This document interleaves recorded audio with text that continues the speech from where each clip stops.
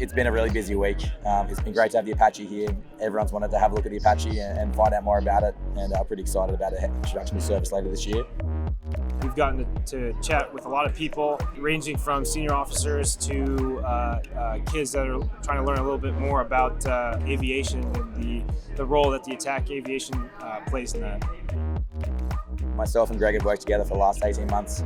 He was the company commander for Alpha Company 1229 Attack Battalion, and I was his executive officer. So together we'd plan day-to-day operations, missions, run maintenance, and supervise and mentor our group of attack aviators within the attack battalion. It's a phenomenal experience. The amount that the Apache brings to the fight is really, really incredible. And flying with Alex here has been it's really an honor flying with somebody like Alex, and we work really, really well together.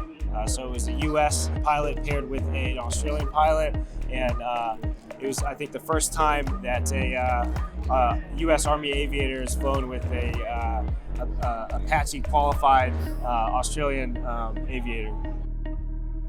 Yeah, it's very exciting. It's going to be a great capability to come into Townsville, and the guys are really excited to move from the Tiger onto the Apache and kind of take their skills that they've learned over the last couple of years and then apply them to the brand new machine.